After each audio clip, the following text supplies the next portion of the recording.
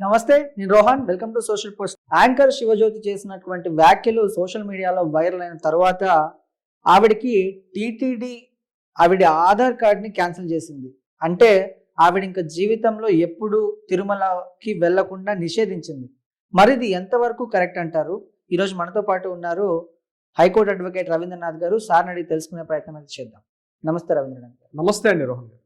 అయితే మేబీ మీరు కూడా చూసే ఉంటారు శివజ్యోతి గారు చేసినటువంటి వ్యాఖ్యలు. ఆ వ్యాఖ్యలు ఏవైతే చేసిన తర్వాత టీటీడీ బోర్డు అయితే ఆవిడ ఆధార్ కార్డ్ని క్యాన్సిల్ చేసింది. ఇంకా జీవితంలో ఎప్పుడు తిరుమలకి వెళ్లకుండా. మరి ఇది ఎంతవరకు కరెక్ట్ అంటారండి? ఇది యాక్చువల్గా రీసెంట్గా జరిగిన సంఘటన ఏదైతే ఉందో, యాంకర్ శివజ్యోతి గారి మీద తీసుకున్నటువంటి టీటీడీ నిర్ణయం ఏదైతే ఉందో, నేను విశ్లేషణ చేసే ముందు కొన్ని వివరాలు మీతో షేర్ చేసుకుంటాను రోహన్ గారు. ఓకే.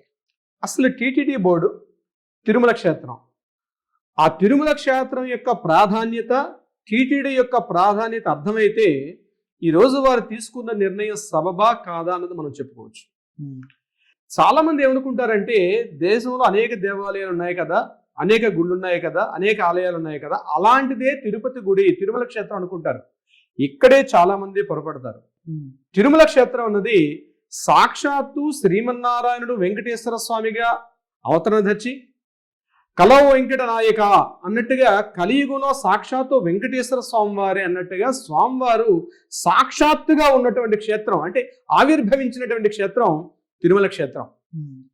దీనికి ఉదాహరణగా, దీనికి నిదర్శనంగా ఎలా చెప్తారండి అంటే, ప్రతిరోజు రాత్రి స్వామివారి పవలింపు సేవకి బిఫోర్ అక్కడ దర్బార్ అన్నటువంటి ఒక వ్యవస్థని మన పూర్వీకులు ఎప్పుడో మన వ్యవస్థ రామానుజాచార్యుల వారి కన్నా ముందు ఈ వ్యవస్థను ఏర్పాటు చేయడం జరిగింది. అంటే దర్బార్ అన్నది ఏంటంటే, స్వామివారిని పవలింపు సేవకి బిఫోర్ అక్కడ స్వామివారిని కూర్చోబెట్టి, అంటే ఆ లోపల ఉన్నటువంటి సేనమూర్తి గారిని ముందర కూర్చోబెట్టి, ఈరోజు ఆదాయపు లెక్కలు ఎంత వచ్చాయి, ఈరోజు ఇన్కమ్ ఏం జరిగింది, ఎంత ఆదాయం, అంటే ఒక మహారాజు గారు, అఖిలాండ కోటి బ్రహ్మాండ నాయకుడు వారు, అంటే ఒక రాజుగారికి ఎలా అయితే ఆదాయ వ్యయ లెక్కలు, ఈరోజు ఏమేమి జరిగింది, ఎంతెంత జరిగింది, అంటే ఒక వ్యవస్థ ఏర్పడింది అక్కడ. అంటే ఒక దేవాలయం ఏంటి, ఉదయం తలుపులు తెచ్చి సాయంత్రం క్లోజ్ చేసుకునే వ్యవస్థ మాత్రమే కాదు, సాక్షాత్తు స్వామివారు అక్కడ ఉన్నారు అన్నటువంటి భావన మన పురాణాల్లో, ఐతిహ్యంలో కూడా చెప్పడం జరిగింది. అటువంటి సంప్రదాయాన్ని ఈనాటికి కూడా జరుగుతూ ఉన్నాయి.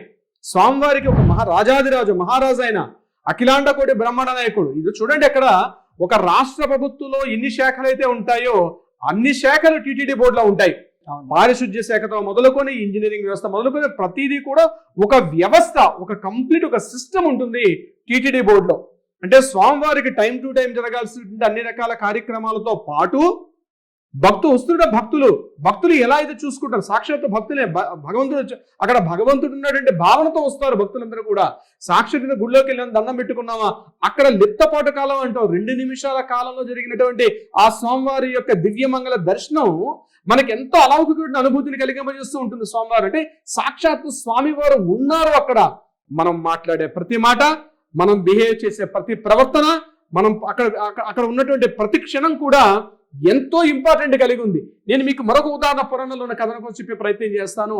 ఆల్వారులని వైష్ణవ భక్తాగ్రస్తులు ఉన్నారు. వీళ్ళు 12 మంది ఆల్వార్లు. అయ్యో, మేము వెళ్తే మా కాళ్ళతో నడిచి మేము కొండనెక్కితే ఇక్కడ ఎక్కడ అపవిత్రమైపోతుందో కొండ అని చెప్పి దిగువ గోవిందరాజస్వామి యొక్క గుళ్ళో మాత్రమే వారి యొక్క ప్రతిమలు ఇక్కడ ప్రతిష్ఠించబడి ఉంటాయి. సాక్షాత్తు రామానుజుల వారు కూడా మనం అలిపిరి గేటు మీదకి వెళ్ళేటప్పుడు పాదుకులు మనం తల మీద పెట్టుకుంటూ మనం అక్కడ ప్రదక్షిణ చేసుకుంటూ వెళ్తాం. ప్రతి ఒక్కరికి అనుభూతి ఉంటుంది. అంటే మన కాళ్ళతోటి ఎక్కకూడదు, ఈ కొండ అపవిత్రం అయిపోతుంది అన్నటువంటి భావన మన పురాణాల్లో, మన పూర్వీకుల్లో మనందరికీ కూడా అందజేయడం జరిగింది. తిరుమల క్షేత్రం అటువంటి సజీవంగా ఉన్నటువంటిది, అంత నిదర్శనాలకు ఉన్నటువంటిది. అక్కడ మాట్లాడే ప్రతి మాట, ప్రతి ప్రవర్తన కూడా చాలా ఇంపార్టెంట్. ఇది ప్రతి భక్తుడు తెలుసుకోవాలి. ఏదో విహారస్థానానికి వెళ్ళినట్టుగానో, ఏదో ఒక పిక్నిక్ స్పాట్కి వెళ్ళినట్టుగానో, లేకపోతే ఇతరత్ర ఏదో కార్యకలాపాలకి తిరుపతి రావద్దని చెప్పి అనేక చోట్ల బోర్డులు కూడా పెట్టడం జరుగుతుంది. కొన్ని సందర్భాల్లో పువ్వులు కూడా తలలో పువ్వులు కూడా పెట్టుకోకూడదన్నటువంటి ఒక భావన అన్నది అక్కడ ప్రతి చోట ఉంది. ఎందుకంటే పూచిన ప్రతి పువ్వు కూడా స్వామివారిదే. అక్కడ ఉన్న ప్రతి స్థలం కూడా, ప్రతి రాయి, ప్రతి రప్ప, ప్రతిది కూడా స్వామివారికి చెందినటువంటిదే తప్ప అక్కడ మీదో నాదో టీటీడీ బోర్డుదో కాదు. టీటీడీ వ్యవస్థ అన్నది స్వామివారి యొక్క ఉదయం నుంచి సాయంత్రం వరకు ఉన్నటువంటి సేవలతో పాటు భక్తులకి కావలసినటువంటి సదుపాయాలు, భక్తుల యొక్క ఆదాయాల పట్టిక, భక్తుల యొక్క ఏదైతే భక్తి ప్రపత్తుల్ని హిందూ ప్రచారాన్ని డెవలప్ చేయడమే ఈ యొక్క ఉద్దేశం తప్పించి వేరే ఉద్దేశం టీటీడీ. సరే, అవకతవకల గురించి పెద్దగా మాట్లాడదలుచుకోవట్లేదు. విషయం తెలియపరచాలి. ప్రతి ఒక్క వెళ్తున్న ప్రతి భక్తుడు కూడా తెలియాలి. అది సాక్షాత్తు వెంకటేశ్వర స్వామి వారు అక్కడ ఉన్నటువంటి క్షేత్రం. అక్కడ మనం మాట్లాడే ప్రతి మాట కూడా చాలా ఇంపార్టెంట్. ఇక మనం ఈ విషయానికి వచ్చినట్లయితే యాంకర్ శివజ్యోతి గారు మనకు సోషల్ మీడియాలో మనం చూసిన వైరల్ నుండి వీడియోను కూడా చూసాం.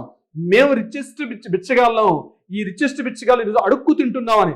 అడుక్కు తినే భావన ఉంటే క్షేత్రానికి వెళ్లాల్సిన అవసరం లేదు. అవును, ప్రతి ఒక్కరూ అడుక్కున్నవాడే. స్వామివారి ముందు మోకరు లేకొని స్వామివారి ముందు ఇచ్చి ప్రతి బియ్యపు గింజను కూడా అడుక్కు తింటాం. మీరైనా నేనైనా ప్రతి భక్తుడు అలాంటి భావనతోటే ఉంటాడు. అడుక్కు తినే భావన బయటతో తప్పేమో గానీ, అవును, అక్కడ పెట్టిన ప్రసాదం 2 చేతులతో పట్టుకొని మనం అడుక్కు తిని తింటాం. ఎందుకంటే అది ప్రసాదం. మనం ఇంట్లో వండుకుంటే అది వంట వార్పు చేసేది. కానీ ఒకసారి స్వామివారికి ఆరగింపు చేసి ఆయనకు ఒకసారి నివేదన చేసి ఆ నివేదన బయటకు వస్తే దాన్ని ప్రసాదం అంటాం. ఆ ప్రసాదం తప్పనిసరిగా అడుక్కునే తింటాం మేము. ఇక్కడ రిచెస్ట్ అనే పదం, అడుక్కు తినే 2 పదాలు చాలా మంది మనోభావాలు దెబ్బతున్నాయి. నా యొక్క మనోభావం కూడా దెబ్బతింటే వాస్తవం ఇది. అందుకే నేను ఏమంటానంటే, ఇటువంటి పద ప్రయోగాలు, ఇటువంటి భేషజాలు, మేము గొప్పవాళ్ళం, మేము చాలా చిన్నవాళ్ళం, ఇటువంటి ఈ తరతమ భేదాలు, వయోభేదం లేదు, లింగ భేదం లేదు, ఎటువంటి భేదం లేకుండా స్వామివారి యొక్క దివ్యమంగళ స్వరూపాన్ని నేను దర్శించుకోవాలి, ఒక అలౌకిక భావన కలిగి ఉండాలని ఉద్దేశంతో తిరుమల క్షేత్రానికి రావాలి తప్ప ఇటువంటి పెడత్రోవలు పెట్టి ఇటువంటి భేషాలకు పోయి ఏదైతే ఈ విధి విధానం ఉందో ఇది తప్పనిసరిగా ఖండిస్తారు. ఇకపోతే ఈ రోజు తిరుమల తిరుపతి దేవస్థానం వారు తీసుకున్న నిర్ణయం అయితే చాలా మంది హర్షిస్తున్నారు. అంటే ఒక చోట జరిగితే తప్పనిసరిగా మిగిలిన వారికి గుణపాఠం అవుతుంది. ఈసారి క్షేత్రానికి వెళ్ళేటప్పుడు తప్పనిసరిగా ఒక భక్తి భావంతో వెళ్ళండి. ఏదో ఊటీకో కొడైకెనాల్కో మీ ఇతరత్ర హిల్ స్టేషన్స్ వెళ్ళినట్టుగా తిరుమల క్షేత్రానికి అలాంటి ఉద్దేశంతో వెళ్ళవద్దు. భక్తితోటి, సాధారణ దుస్తులతోటి, సంప్రదాయ దుస్తులతోటి, సంప్రదాయ భావనతోటి, భక్తి భావనతో ఉంటే క్షేత్రానికి రండి తప్ప ఇటువంటి పెడపోకడలు పోతా ఉంటూ మాత్రం తప్పనిసరిగా క్షేత్రానికి వెళ్ళొద్దు. ఈరోజు తిరుమల తిరుపతి తీసుకున్నటువంటి ఏదైతే నిర్ణయం ఉందో ఖచ్చితంగా అందరం కూడా ఆహ్వానించదగ్గదే.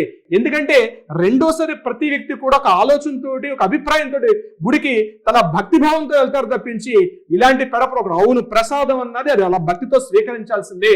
అది ఏమిచ్చినా ప్రసాదమే. ఈరోజు వ్యవస్థలో ఉన్న పెద్ద వాళ్ళు కూడా, అంబానీ లాంటి వాళ్ళు కూడా ఈ రోజు గుడికి వస్తే సంప్రదాయ దుస్తుల్లో వస్తారు. స్వామివారి ఇచ్చే ప్రసాదాన్ని 2 చేతుల్లో తీసుకుంటారు, ఆరగిస్తారు, రుణోపనవ స్వామివారికి నివేదన చేసుకుంటూ మా ముక్కులు చెల్లించుకుంటూ వెళ్తారు.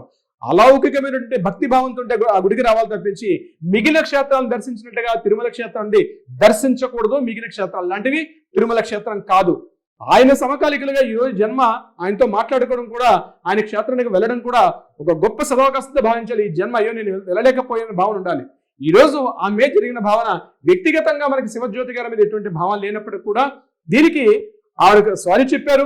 ఆవిడ వ్యక్తిగతంగా క్షమాపణగా కూడా వీడియో రిలీజ్ చేశారు. కానీ క్షమాపణతో ఇది జరిగిపోదు. ఎందుకంటే ఇది జరగాలి. ఇలాంటి చర్యలు తిరుమల తిరుపతి దేవస్థానం తీసుకున్నప్పుడు మాత్రమే రాబోయే రోజుల్లో ఇలాంటి పోకడలు జరగకుండా దీనికి కొంతవరకు కట్టుదిట్టం చేసే అవకాశం అయితే ఉంటుంది. రోహన్ గారు, రైట్. థ్యాంక్ యూ రవీంద్రనాథ్ గారు. థ్యాంక్ యూ సో మచ్ అండి రోహన్ గారు.